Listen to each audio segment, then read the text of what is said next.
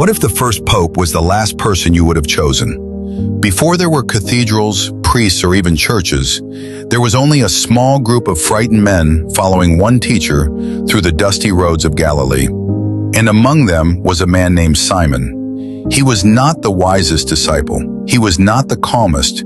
He was not even the most faithful. He was impulsive, loud, emotional. He made promises he could not keep. He spoke before he thought, and on the darkest night of his life, he denied Jesus Christ 3 times. Yet somehow that same man became the leader of the early church. His name would later become Peter, and for more than 2,000 years, Christians have asked the same question: why him? Why would Jesus Christ choose a man like Peter to lead his church? To understand the mystery, we have to go back to the beginning. Long before he was called Peter, he was simply Simon, a fisherman living beside the Sea of Galilee. Every morning before sunrise, Simon would climb into his boat, cast his nets into the dark water, and hope for enough fish to survive another day. Life was simple, but it was hard. The sea could be generous one day and cruel the next. Some mornings he returned with full nets. Other mornings he returned with nothing. Simon knew what it felt like to struggle. He knew what it felt like to fail, and perhaps that is why his story matters. One morning after a long night of fishing, Simon stood on the shore, exhausted. He had caught nothing. Then a man walked toward him. That man was Jesus Christ. He looked at Simon and said something strange. "Put your nets into deeper water." Simon must have thought it was ridiculous. He had been fishing all night. He knew these waters better than anyone, but something about this man made him listen. So Simon took the boat back out.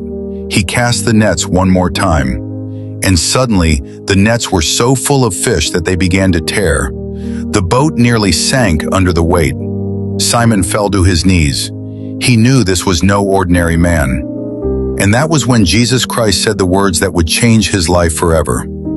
"Follow me, and I will make you a fisher of men." In that moment, Simon had a choice. He could stay where he was, stay with the life he understood, stay with his boat, his nets, and the safety of the familiar. Or he could follow this mysterious teacher into the unknown. And Simon chose to follow. He left everything behind: his boat, his home, his old life.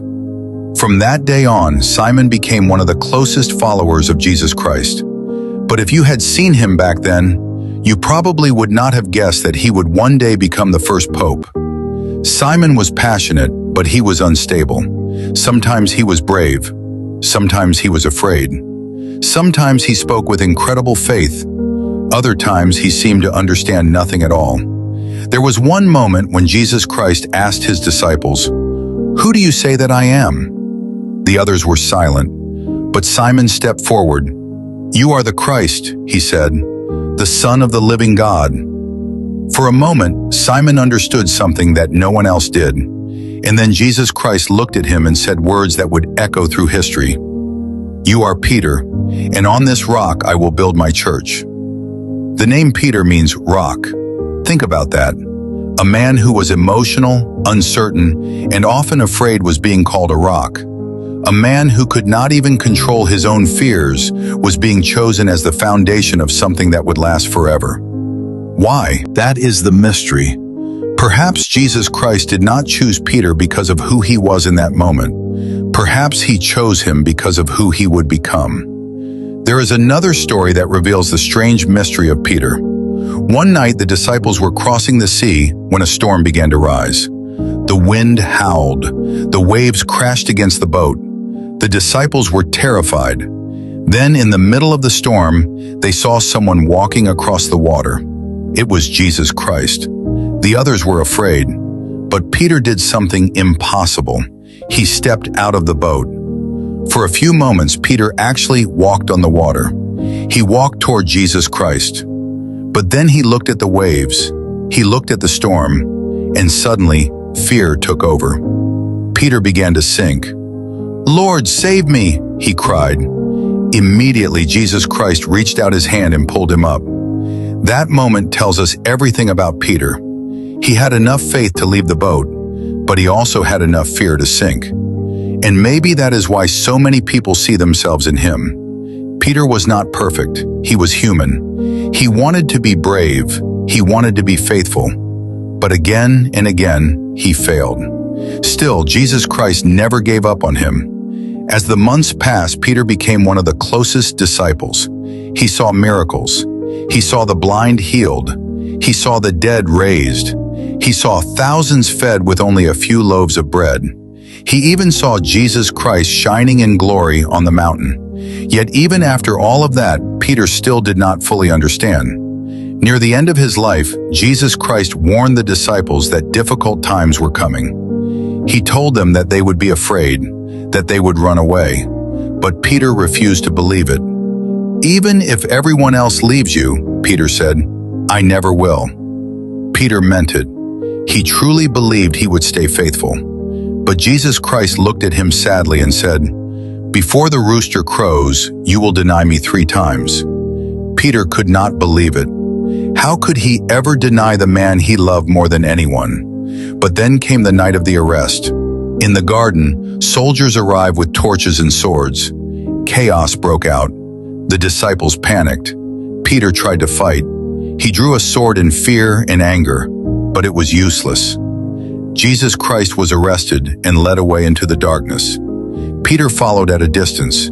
He did not want to abandon him completely, but he was afraid to get too close. Finally, Peter stood in a courtyard beside a fire while Jesus Christ was being questioned nearby. A servant girl looked at him and said, "You were with him." Peter froze. Fear took hold of him. "No," he said, "I do not know him." A little later, someone else recognized him. "You are one of his followers." Again, Peter denied it. Then for the 3rd time, another voice said, "Surely you were with him." Peter shouted, "I do not know the man." And at that exact moment, the rooster crowed. Everything became silent. Peter looked up, and across the courtyard he saw Jesus Christ looking at him. Not with anger, not with hatred, but with sadness, and perhaps with love. Peter remembered the warning, "Before the rooster crows, you will deny me 3 times." Peter ran into the night and wept. Imagine what he must have felt. Shame, failure, regret. The man who had been called the rock had fallen apart. The man who was supposed to lead had betrayed the one he loved. At that moment, Peter probably believed the story was over. He probably believed he had ruined everything. And that is why what happened next is so powerful. After the crucifixion, Peter returned to the sea, back to the boats, back to the nets, back to the old life he had left behind. Perhaps he believed that was all he deserved now. Then one morning, while Peter and the others were fishing, they saw a man standing on the shore. At first they did not recognize him, but then the stranger called out, "Cast your nets on the other side." Once again the nets became full, and suddenly Peter understood. It was Jesus Christ, the risen Christ. Peter jumped into the water and swam to shore. There beside another fire, Jesus Christ asked him a question. "Peter, do you love me?" Peter answered, "Yes, Lord, you know that I love you." Then Jesus Christ asked him again, "Peter, do you love me?" Again Peter said, "Yes." Then for a 3rd time Jesus Christ asked, "Do you love me?" Why 3 times? Because Peter had denied him 3 times. This was not an accident. For every denial, there was now a chance to say yes. For every failure, there was forgiveness. And each time Peter answered, Jesus Christ gave him the same command: "Feed my sheep." In that moment, Peter was restored, not because he had earned it, not because he had become perfect, but because mercy is stronger than failure. That is the real mystery of Peter. The first pope was not chosen because he never failed. He was chosen because he failed and came back. After that day, Peter changed. The fearful fisherman became a fearless leader. The man who once denied Jesus Christ in front of a servant girl now stood before crowds and proclaimed him openly. After the coming of the Holy Spirit, Peter stood in the streets and preached with courage. Thousands listened. Thousands believed. Peter healed the sick. He encouraged the frightened. He guided the first Christians through danger and persecution. That is why many Christians believe Peter became the first pope. The Bible never uses the word pope, but again and again, Peter appears as the leader. He is always listed first among the apostles. He is the one who speaks for the others. He is the one given the keys. He is the one told to strengthen his brothers. And in the years that followed, Peter became the visible leader of the early church. Eventually, Peter traveled to Rome. At that time, Rome was the center of the empire. It was powerful, beautiful, and dangerous. Christians were being hunted. Many were arrested. Many were killed. But Peter did not run away. The man who once fled in fear had changed. Even in the heart of Rome, Peter continued to preach. He told people about Jesus Christ. He told them about forgiveness. He told them that even the broken can be made new. Eventually, Peter was arrested. Ancient tradition says that he was sentenced to die by crucifixion. But Peter made one final request. He asked to be crucified upside down. Why? Because he believed he was not worthy to die in the same way as Jesus Christ. And so Peter died. Not as the frightened fisherman from Galilee, not as the man who denied Christ beside a fire, but as a man who had been transformed. A man who had become exactly what Jesus Christ saw in him from the very beginning, the rock. And maybe that is why the story of Peter still matters. Because Peter represents all of us. We fail.